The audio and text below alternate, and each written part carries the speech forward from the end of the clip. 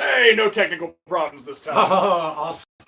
All right. Welcome to Pop Goes the Show. I'm Adam. And I'm Slacker Steve. And today, we got a whole bunch of stuff to talk about. Oh, yeah. That's us talking. That was weird. That was a technical issue. That doesn't count. All right, so yeah, we got a lot of stuff to talk about today. We took a bit of a break for the holidays. I was fucking sick as shit.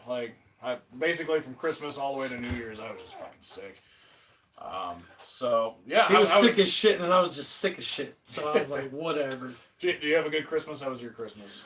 My Christmas was fucking awesome. I got what maybe considered like weird gifts to other people, but to me, yeah, it was, yeah. Yeah, I guess besides being sick, mine was all right.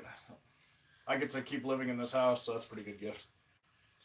I got everything I wanted, and I found out Santa Claus is real. You found out Santa Claus is real? Well, it's like it just came out on Netflix. Kurt. Fuck. I'm terrible at names. I don't remember names. I don't even know. What's your name? I don't know. What's your name? Oh, fuck. Well, anyway, moving on. So, here we are. Pop Goes the Show. Yep. Live. It's different than our regular Pop Goes the Show. We actually put some effort into that one. And it's still the laziest show on the internet. Yeah, I guess now technically this one's the laziest show on the internet. You asked for it. You asked for it. We give the people what they want. You said, make this even lazier. You guys are pretty lazy, but I mean, really? Now we're double plus lazy. Yeah. No, but it's got to be double negative lazy. Because anything with a plus in it, we are definitely not. All right. So, I got an update on what we talked about last week. Remember Soulja Boy? Oh, yeah. Yeah, this is awesome. All right. So, the hammer got brought down. Soulja Boy, he, quote, I had to boss up. I didn't have a choice. And guess what? Nintendo fucking got his ass. I don't know. It sounds like I'm kind of reveling in it, and it's maybe a little bit. I mean, if you're going to be that arrogant, He said Nintendo who? Yeah. So check this out. All right. If you go to soulja.game.com, look what it redirects to. Thinking. It directs to the Nintendo 3DS website. So I don't know. Sarah Green says, "Hey." Hey. So yeah. No more game consoles, so those two guys that came in our chat last time, they're gonna be really disappointed. They're not gonna get their pre-orders. See, that's why we didn't even engage. We're like, this isn't even worth it. There's no way you could have thought that he had a chance in hell of winning that. I don't need a crystal ball to tell you that wasn't going to end. Oh yeah, I don't know. I don't know what he was thinking. I don't think he was. Yeah, I don't think so either. It was just nuts. It just kept going dude, what's wrong with you? Well, anyway, I don't want to spend too much time on that. I just thought it was really funny. I just think he's stupid. At this point, I can't even, I'm not even I don't even think it's a negative. I'm not making fun of somebody. Maybe I shouldn't even say stupid. You know what I mean? Because at that point, the level of denial that guy was in for what he was doing makes me think that you might have, you might have something wrong with you. In which case, I probably shouldn't call you stupid. I should probably say, get some help, dude. Seriously, get some help. See a doctor, because he's going to need some help from a lawyer. He's going to have to plead insanity is my only thing. Well, I'm guessing maybe they've already settled it. I don't know if we're going to hear anything else about this, but oh no, they own the name Soulja Boy now. It's just going to be just a shitty game they put out. Oh God, no, thank you. It's about a guy that everything he touches, it copies. He just makes copies of stuff in the game. That's his whole goal of everything. That sounds about right. Yeah, but they explode. Well, let's move on. We're moving on. No more fucking Soulja Boy. I'm sorry, Lemmy. we're officially closing this tab. Just trying to Well, crank if this something Soulja Boy. insane happens again, we'll talk about it, but whatever. So, moving on, let's get to, like, some of the news. It seemed kind of like a slow, like, news week for, like, rock and metal news. Well, Captain from Captain and Tennille died. Oh, that's a bummer. Yeah. That's kind of rock news. I mean, that was... I don't know if you want to call that rock, but whatever you wanted to call that at the time. Yeah. I mean, music. That's worthy news. I mean, you and me, we listen to more than just that kind of music. Exactly. So, you know. But we did pick out a few things for you. This next one, I think you were kind of interested in. So, Bush's Gavin Rossdale, is it Rossdale? Yeah. Looks back on 16 Stone. 25-year anniversary of that album. And... they were one of those bands, like, that album was good start to finish. And unfortunately, no other album, I think the follow-up to that was Razorblade Suitcase. And it was not good. Like, some people partially attribute it to, you know, like, drugs. Like some artists, they get sobriety. Not that I'm condoning it, but no, drugs usually make the albums better. Hence why the first album was really good, and then everything after that. Now, I'm not saying that. I don't know why their second album and stuff like that, the subsequent albums weren't nearly as great as this one. They were just flopped. Just it wasn't the same thing. I have no idea why that is. So I don't want to speculate. I'm just saying, like, what some people will say. The album, dude, that should be right up there in my opinion. It came out in '94. Mm-hmm. Maybe I'm wrong. I mean, right there. No, I mean, as far as it should be held with this praise. So yeah, I guess 25th anniversary, maybe dig it out of the dustbins and give another listen. Yeah, and not just songs like Come Down or Glycerine. Like, I know that there's a couple radio hits on there. Those are far from even the best songs on the album, you know. Mm-hmm. Ex-Girlfriend, Alien, stuff like that. I mean, there's some really good songs on that album. So right on. Well, okay, so moving on, we're going to take our little time machine back a little further. So, any of you that might have been hoping for an original Van Halen lineup, I think you could possibly have your hopes given up here. So, Michael Anthony kind of shot that down, and I saw Wolfgang. Kind of made me a little happy. He said something about, like, how he's excited about something. So, Michael Anthony may be out, but, you know, a lot of musicians have, like, a tendency to, like, lie. So, you know, maybe that's his idea of misdirection, but... Van Halen, I don't think, after all this time, you know, probably not coming back. Yeah, I don't know. Like Eddie's in good shape now. Like he's in good health again. He's doing a lot better. And he's fucking awesome again. So, on one hand, I mean, I kind of want to see that, but David Lee Roth is not, dude. He's not what he was. And some people could say age, whatever. That's fine, I understand that, but Sammy Hagar can still go. Like, what you're gonna see from Van Halen, even as weak as some of the Kiss shows are now, those guys can still hold it up. As much as, you know, people. Well, you don't really go see Kiss to see Kiss. But still, you know what I mean. Like they could still, the original members can still hold their end up. David Lee Roth can't do that anymore. See, I think I'm not too. I listened to their last album, A Different Kind of Truth, but that was 2007. I mean, that was already over a decade ago. So you know, I don't know where he is like now. Like overall, like historically, I prefer Roth over Sammy Hagar. But I see what you're saying. Like if you had to have one now, I mean, you know, it's like, do you want the ice cream that's been like melted out in the sun for a couple hours? Well, that's why when we were talking earlier about this, that's what I was saying. Like for me, I like Hagar better because if you imagine you're going to two parties, you're gonna go party with David Lee Roth, you're gonna go party with Hagar.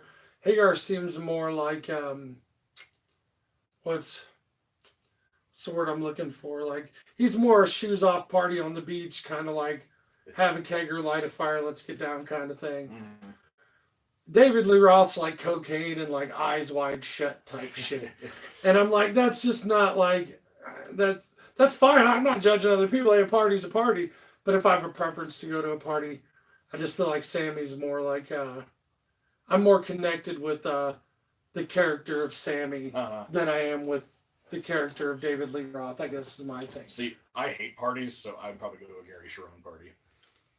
Because, you know, nobody goes to the Van Halen 3 party. That's true. That's true. Well, so, I don't know. Van Halen, they're probably gearing up for a tour. Michael Anthony's probably not going to be part of it. So who cares? Yeah, who cares? Yeah, pretty much. That's our whole thing. We're gonna just put this to rest right now and just say we're gonna, as my wife likes to say, we're gonna just chuck it in the fuck it bucket. That's where that one's gonna go. All right, next one was a super fucking misleading headline I saw on Blabbermouth. Iron Maiden original lineup reunion. I went bullshit, so I didn't even read the story. Yeah, it was complete bullshit. Like it was, they all got together, took a picture, except for the original drummer who wasn't there. So it wasn't even like complete. I'm like, all right, you can't just like say that. And like, I don't think anybody. This was like pre Paul Diano, the band that formed in the garage, basically. Which means it'd be a bunch of songs that you've never heard and probably aren't that good. Yeah. So it's like, wait, we're excited because Iron Maiden's gonna come back and suck. Well, maybe on your Van Halen's getting now. Like, well, what do we do? So call CERN. We got a weasel in the collider again. Damn it. So basically that headline was just like 4 guys went to a pub. And one of them was famous. Like, so wow. That was misleading. Misleading stories, the Kiss thing. We saw sort of story circulating about Kiss making a reporter take his Iron Maiden t-shirt off and turn it inside out so he could interview him because they're Kiss and he didn't have a Kiss shirt on. Well, he just didn't. And they're making a big deal about it. As it turns out, like it was actually just like a comedic thing. And it happened so just a joke? It happened in Buenos Aires in like 2012.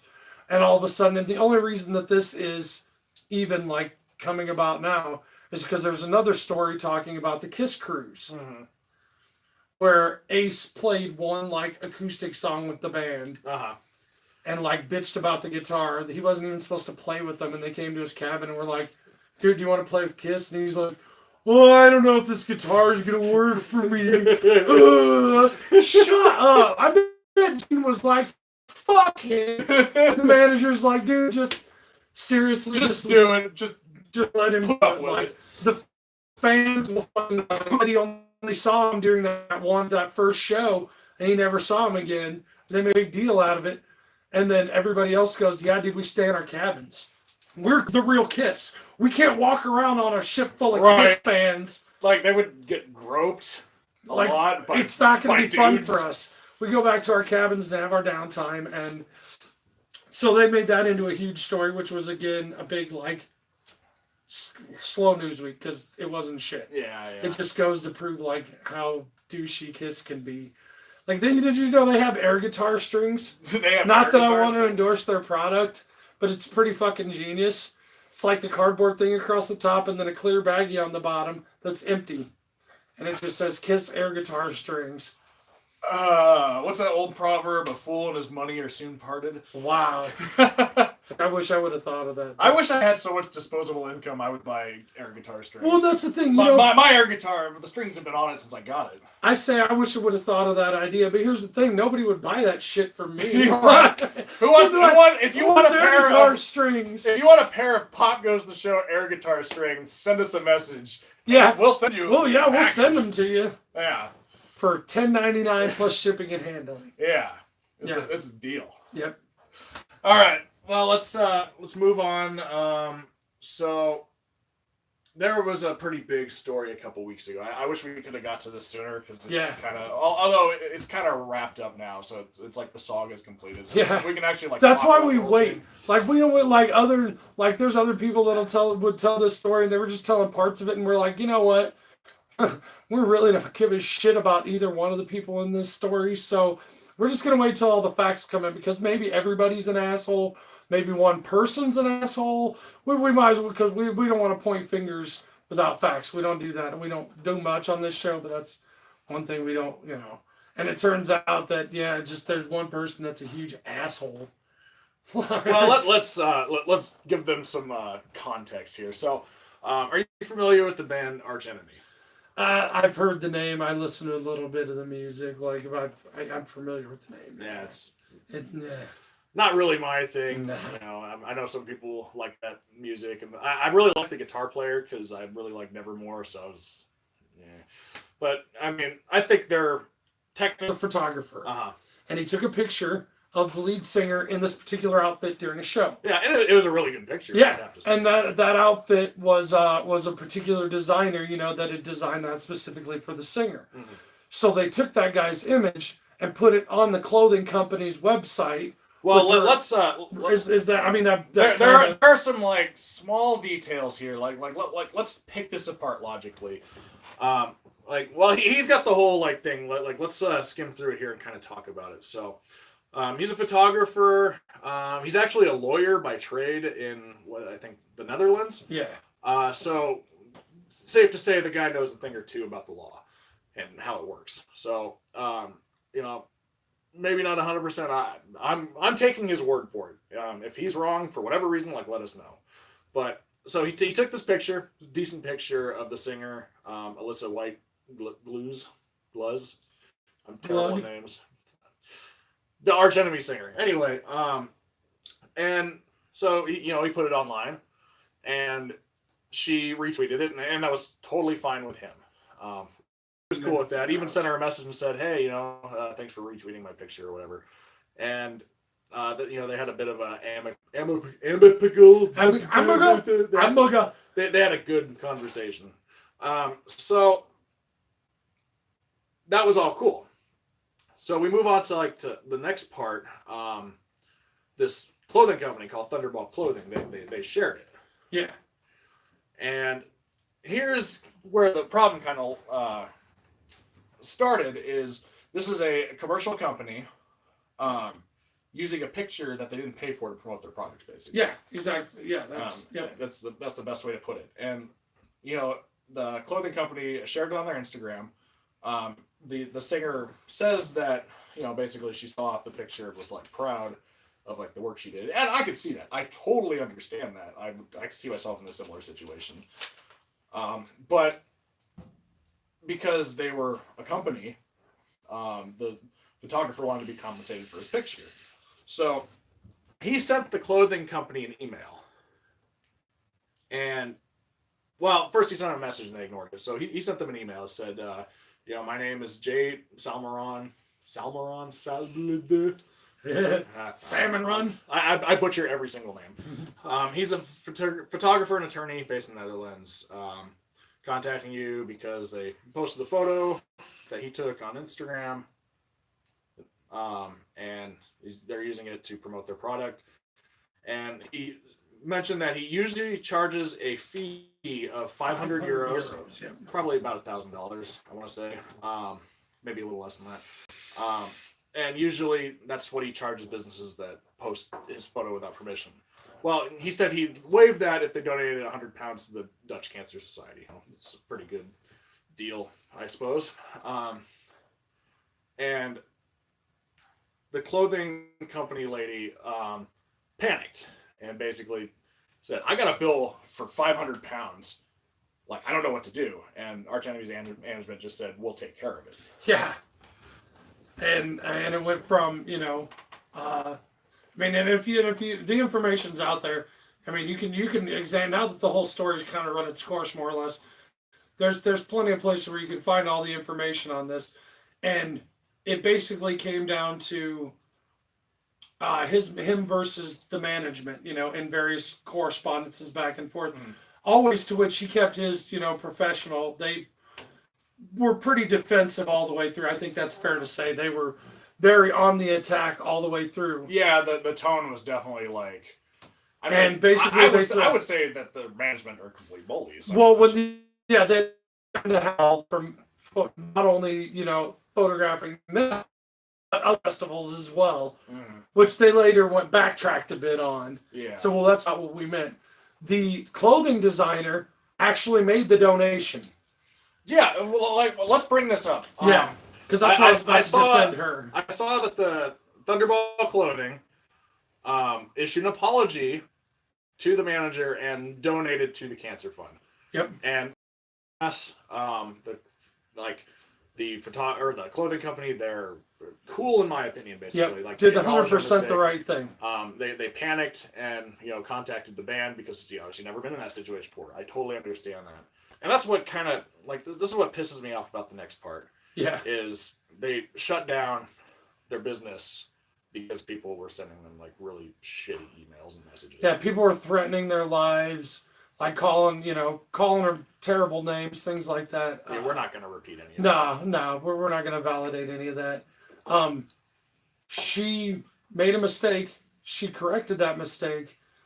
The problem here ultimately lies in that, the singer of Arch Enemy and their management are kind of assholes.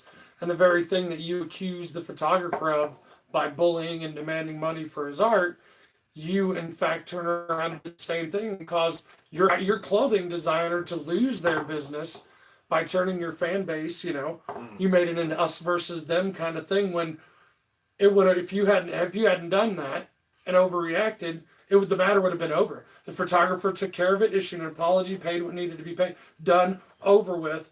But they have nobody to blame but themselves for ruining her. Now we don't know what the deal, like what toxic fans are emailing this person. I can also see it being like, hey, you don't respect artists, so fuck you. Like I could also see that. So just an entire shit show. Photography for it was the clothing designer was just maliciously attacked for basically I don't know the people in Arch Enemy. Like they could all be fine people. And they could just be completely wrong in the situation. So I'm not going to say they're assholes. I'm not going to speak to anybody. Move is an asshole. Yeah, and honestly, I'm not even going to speak to the character of the rest of the band. Just specifically their management and the lead singer. Mm-hmm. Those are the people that were absolutely bullying people and causing this whole you ultimately you screwed your friend. You acted like a bully and you screwed your friend's business. Mm-hmm. And the biggest thing with these people who are now doing the exact same thing to that clothing designer are a bunch of trolls that don't even have the first clue as to what they're talking about. They've never had a photograph taken of them in that context, nor have they taken one. But all of a sudden, everybody turns into legal scholars about it. When it was just a simple misunderstanding between two people that eventually, without their management getting involved, would have resolved itself amicably. Well, and we know a professional photographer, and we know that some of the musicians he's worked with have taken their image and didn't probably realize it that the way the law works when in regards to his art, they use his art without his permission. And I can see somebody being wrong about that. People assume because you're in it, that means you get to use it however you please. I understand why people think that, but that's not the way it is. No, and I'll give you a prime example of that. Many years ago, I had headshots, and they had the photographer's watermark in the corner of them, mm-hmm. and I went to go get more of them just printed up and copied. Mm-hmm. Couldn't do that. I was a teenager at the time, so I had no clue. Mm-hmm. But that was explained to me that you're in that picture. It's obviously you, but it's not you who took the picture. So because of that watermark, we can't make a copy of that. That's technically not your property. The photographer couldn't take that on. I saw somebody pointed out that the photographer didn't want to share it. He shouldn't have put it on Instagram. I don't know how I feel about that statement. I saw quite a few people say that. I think it doesn't matter.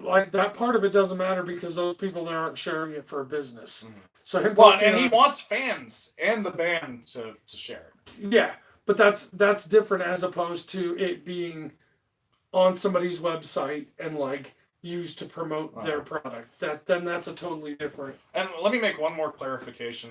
I don't think it was ever on their website. It was just on their Instagram. Okay, we'll have to look more into that too. Well, and so I don't know what the they Either way, well, even if she put it on her Instagram or used it as a promotional tool, that's still the same difference. But yeah, I definitely see that. So that moves me on to my next point. He had his watermark for his metal website in the corner, so he's using this picture to promote his website. So I wonder, and this is a completely separate issue. Like, it's not like related. Like, two wrongs don't make a right, or whatever like that. But with his promotion, using her image to promote his website, is he in the wrong on that? I don't really know. Well, I mean, was his website a photography website? No, it wasn't his photography website. It was. Did I already close it? No, here it is. It's metalblast.net. So I'm assuming he freelances for that website. So he is using their image to promote that website. Now I don't know. Yes, maybe, but likewise, they're also promoting Arch Enemy. Mm-hmm. So I think that's kind of a dual, like, as opposed to where. Well, is it like a journalistic thing, like? Well, yeah, because I mean, you get your credentials and stuff like that. So, I mean, by all means, I doubt he's watching. But if Dr. Winters is watching, feel free to give me a call right now and chime in on that, and give us your 2 cents worth. So, because I mean, he's this is a metal website. I mean, that's media. Like that's and you can, I think, covered under what's it called, fair use. Yeah. So okay, that makes sense. Cause I saw a few people make the point like, well, he's using it to promote his stuff, and I could see that, but it must be good under fair. Well, it's Europe's completely. Well, and he's selling news. They're selling metal news. Yeah. It's journalism. So yeah, I mean that's as opposed to selling the outfit that she's wearing. Mm-hmm. So ultimately, the singer ended up doubling down on it. Their former singer, their manager, she copied all the reps and label people and club owners to basically blackball this guy. Said he's not allowed to take pictures at their shows anymore. To be honest, they're right to do, I guess, but it's not really a good idea, I don't think. And so when asked to elaborate on it, their singer doubled down on it. I don't think I have a link open on it, but we'll just briefly talk about. She said that I kind of explained it earlier. She basically said her friend looked at it like she was sharing it, like like you share a picture on like Facebook or whatever. And I could see that, but she doubled down on it and said, "Well, the picture's down, so there's no more problem." And that's not really how it works. Well, if they would have just sent an email saying, "All right, we'll take the picture down. Thank you for your message," and left it at that, I don't think anybody would be talking about it. But instead they threatened to blackball the guy and devalued his art. I think that's where we're at. So bunch of assholes. Yeah, I think we both agree the band was 100% in the wrong about this. And your art matters. Everybody's art matters. Yeah, dick. All right. Well, so that sucked. Let's move on to something a little more positive. Ice cream. Oh, I wish we had some ice cream. Be great. We should have ice cream on our next show.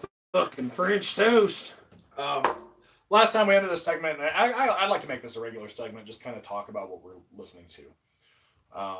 And you shared me a link to a new Paul McCartney song. Yeah. What was that? They said he's going to be that Kanye is going to make him huge. Remember when they said that? You remember a couple years ago? I think I remember the Paul McCartney thing. That being ridiculous. Yeah, I was like, oh my god. Well, it's kind of happening again because Paul McCartney released an auto-tune song. Yeah, he released a song with a lot of auto-tune in it, and it's actually really good. I'm normally opposed to the auto-tune. Like, I mean, it's fine to a point, I guess, and I'm not a big Paul McCartney fan, so it's not like I'm going, well, Paul did it, so it's fine. No, I think he actually did it, and it sounds good. It gets a little dark. Like, it's listening to that last night going, wow, dude, somebody go check on Paul. Yeah, and I played it. I really like it when artists experiment like that and get outside their comfort zone. I think it's worth checking out, especially if you're a Paul McCartney fan. Yeah. Well, me, last time I talked about that Rise Above benefit album for the West Memphis 3. And it was headed up by the Rollins band of the time, which is like different than the Rollins band we all know from like the Liar Liar era. Right.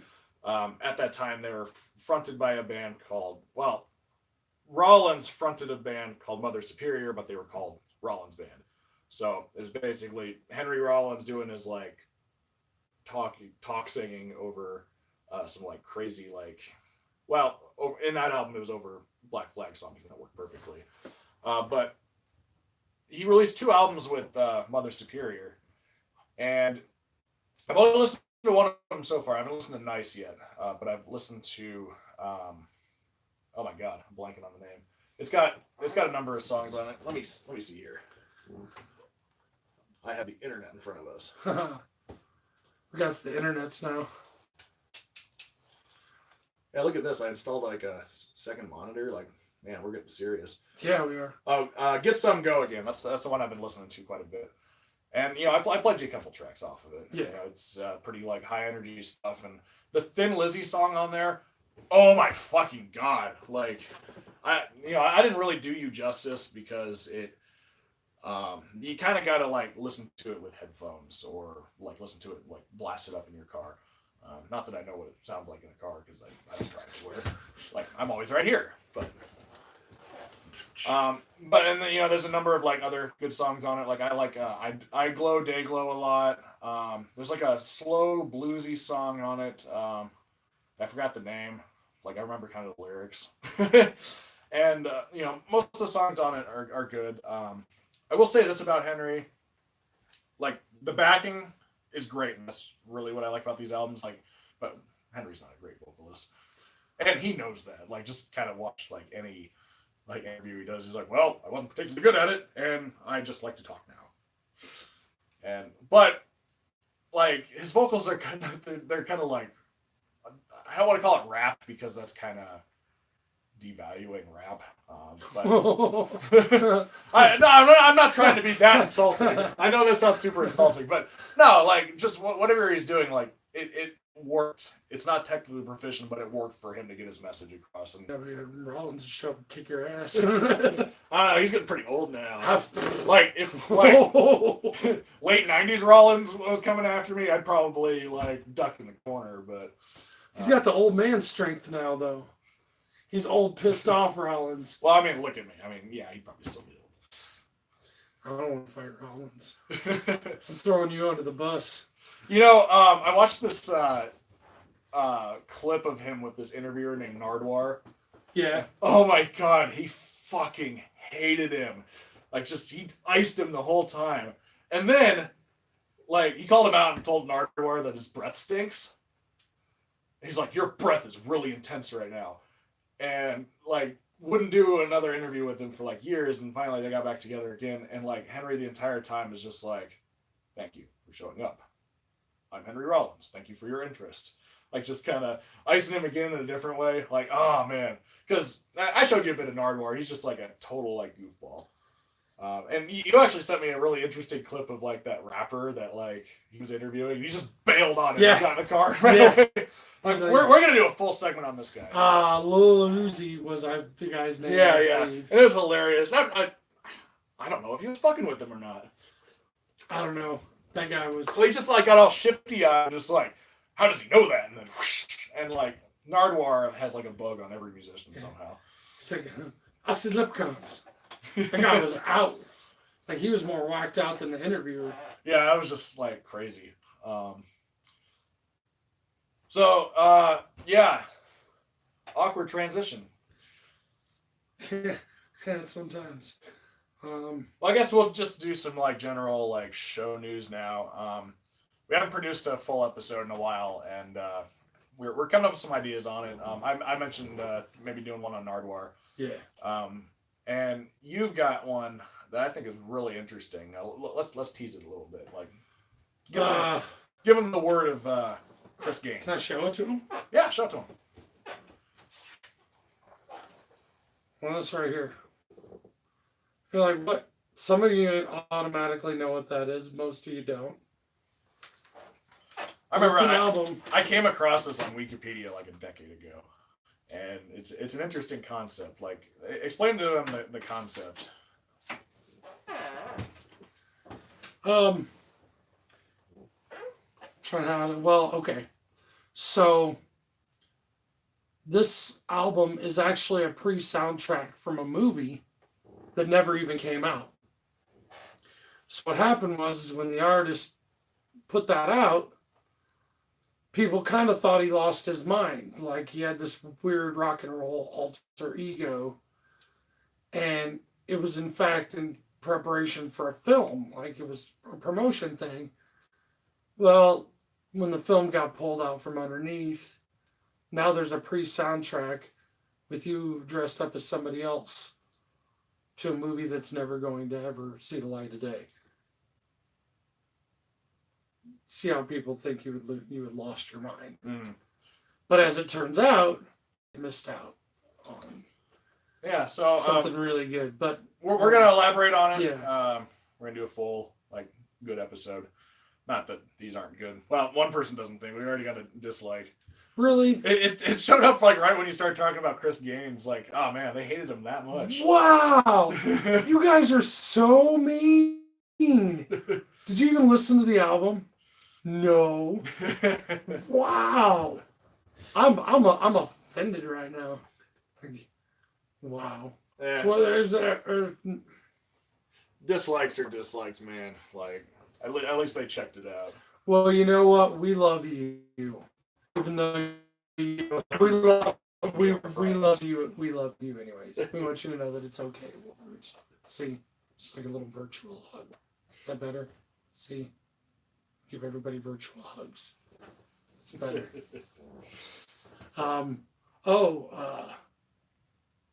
We mentioned at the beginning, Captain Tennille died.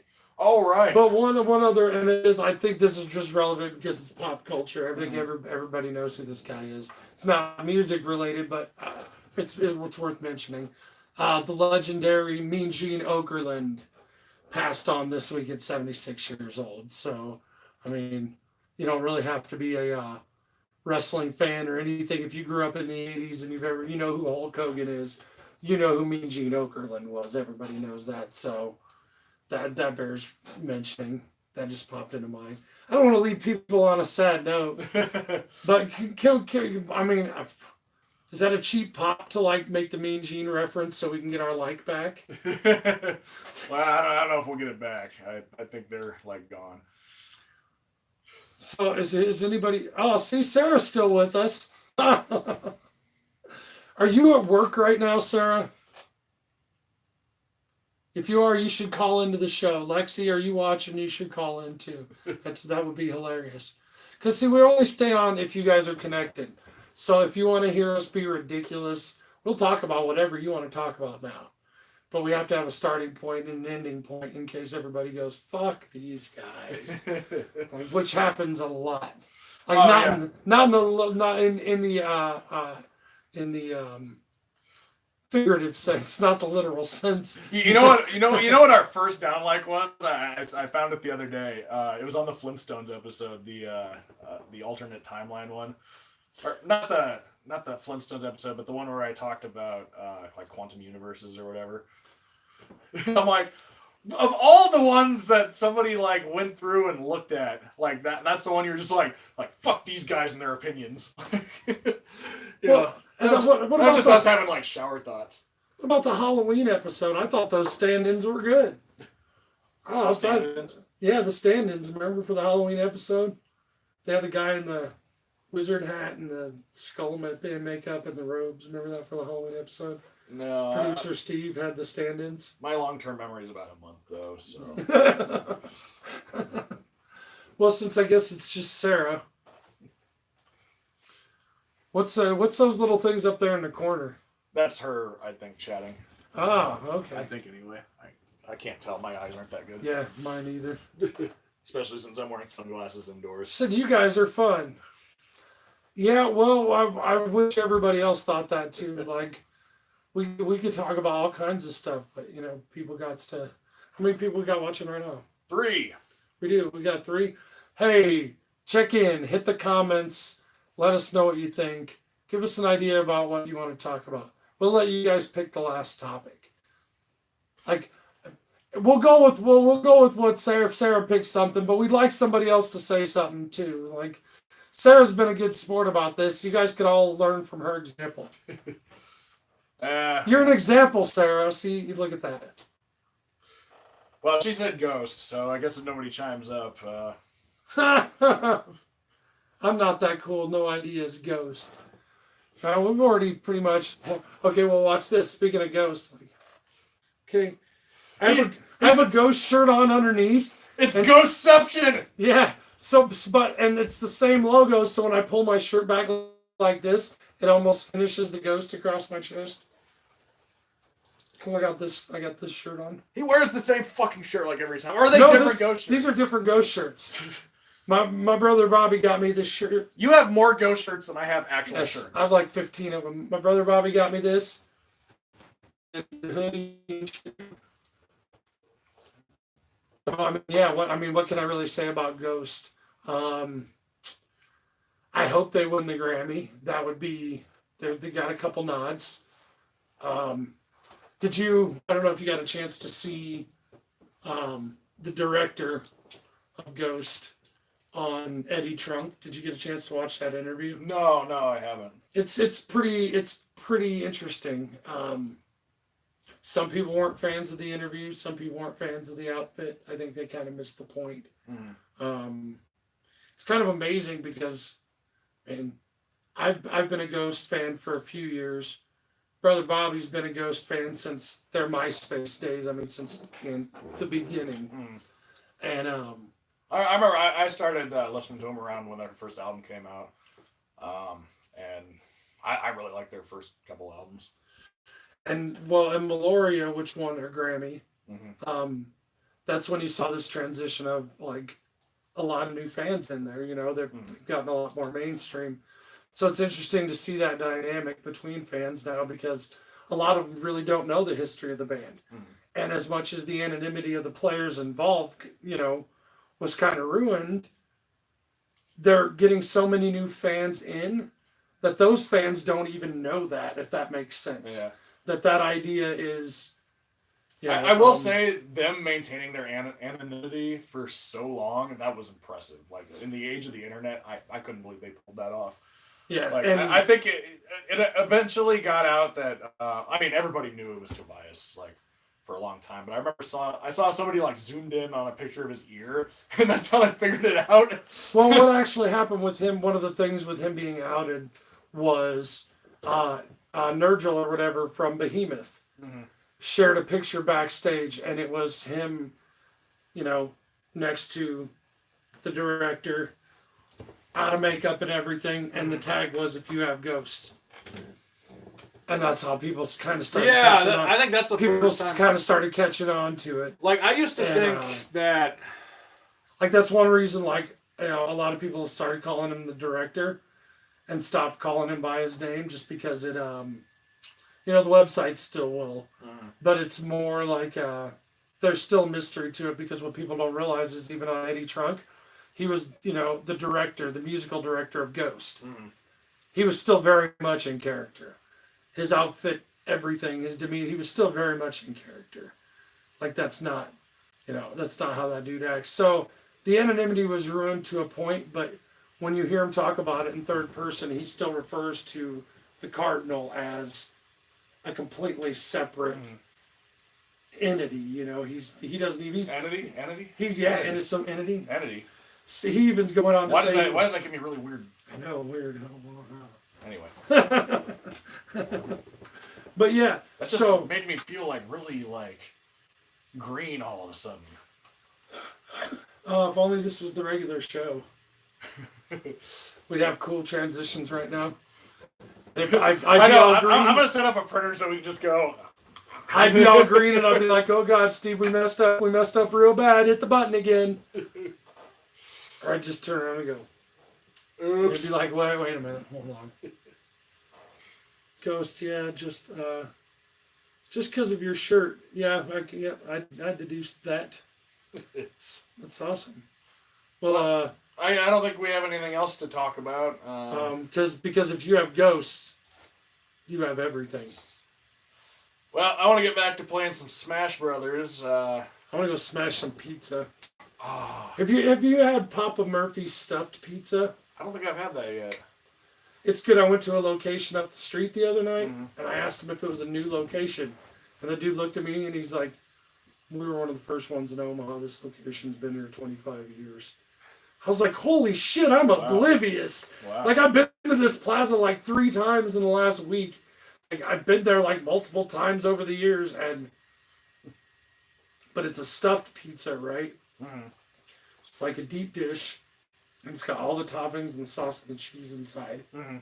and like another layer, and then some cheese. Oh, God, I love cheese. And they had taco pizza, but like, okay, so depending on where you're watching the show from, like where we're at in this general state vicinity, taco, yeah, exactly. Most places with taco pizza don't put refried beans on the pizza. And that's not a taco pizza. I mean, I grew up, taco pizza had refried beans. It had meat, it had the cheese, the lettuce, the tomatoes, the salsa. That was taco pizza. And I went in there and they had taco pizza with like bean sauce, like refried beans. Like, Because usually when I have it, they use salsa for the sauce. yeah. Yeah. The old school way. That's how theirs was. It was so good. Told my kids, I was like, get ready to have your fucking life changed.